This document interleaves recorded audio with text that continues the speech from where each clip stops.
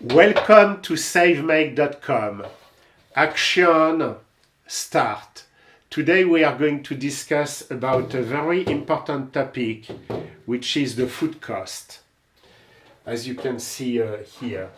And how was it triggered, the discussion and all this reflection and data?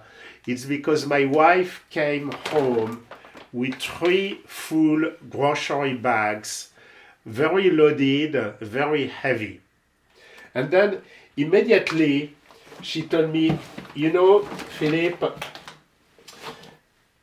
here is what I could have spent for the week, and this is actually what I have spent. So if we were going to the premium grocery for the same volume of food, she could have spent $300. Your normal grocery store, 200. So normal 200. But because we shop at Aldi, for the food, and you can go wherever you have discount fresh produce, she ended up paying only $120. And she said, I am sure that if we were going to our regular grocery shopping, it would have been at least 200. We never shop at premium unless we have guests and we want really to treat them, but typically that's what we were spending. That's what we have been spending in today's dollar for the last 25 years. So you see that there is a big difference. And then she made a quick calculation. She said, based on the number of meals that I am able to get out of those 3 bags, it will be $3 per meal and per person. And that was, so we thought about that number. The point is that you need always to have reference numbers to see if it's cheap, good, bad, or expensive. So we kind of compared. And the day before I was, and I don't want to mention them specifically, but I was at Chipotle, and I took a bowl, and it was $12 with meat. By the way, I want to say that for this amount, we have fresh produce, we have meat, we have very good quality products. It's not a cheapened product. So very comparable to what you could get, for a meal or a dinner if you go to a Chipotle-like outlet restaurant. So $12. So one might say, well, $3 and Chipotle is at 12. You know that my background is in the food business, in the restaurant business. So typically, your food cost is between 25 to 33 to 35% of what you pay. So each time that you pay for $1 in a restaurant, actually the food is only 1/4 to 1/3. So if we compare per meal, Chipotle or the likes of Chipotle, they are not that expensive because this is the reasonable food cost. Then you need to pay for the labor, and then you need to pay for the rent and all the other associated costs. So you start to see that it's not that you are being ripped off on the price of the food, it's just that there are a lot of other things that you need to pay. So $3 per meal and per person. And I'm going to explain you exactly how we win. As always, you know that we are using the color coding, so you see that the red is unfavorable, the blue is neutral, and the green, of course, is very favorable to you. So, how do we win? One, I would say knowledge. A lot of those videos, they are about providing you the knowledge that you need so that you see, what I am doing? Am I in the green, or am I in the red, or am I in the neutral? Because then you can make educated decisions. So one is knowledge. Two, and I have a video about my refrigerator. As you know, we have a very visual management system. As soon as we consume some food, we always use a smaller Tupperware style, so that there are two advantages of that. The fridge is not a clutter, and we can see immediately how much food we have inside the fridge. The second is that when I have this container which is full of food, like here, then there is very little oxygen. And oxygen is what oxidizes the food and make it perish. So, two advantages. One, you want, excuse me, one, you want the food to be very visual, the quantity, and then the second is that you don't want any oxygen on top of the food, or as little as possible, so that it can last long.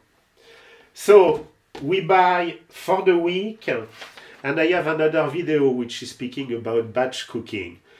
Friday, typically we go buy the food, and Sunday, my wife, and I want to thank her for doing that, but Sunday she's cooking for the week. And because of our good preservation system, the food is good for the balance of the week.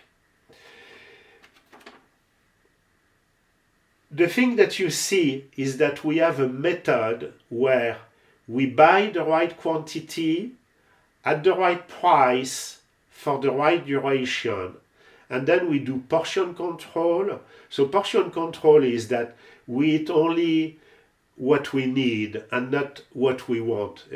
There are a lot of other videos speaking about the differences between the needs and the wants. But if you prepare too much in your plate, then you are going to eat it, and it's expensive. You may gain weight. At least I'm speaking about myself. So portion control is another thing which is very important. I don't want to exclude the Chipotle likes restaurants, because they serve a purpose, and if you don't have the time to prepare the food, it's good. But think about that. A typical bowl, a typical serving that you would get from the restaurant, for example, if you are two going to the restaurant, well, you can take one for the two of you.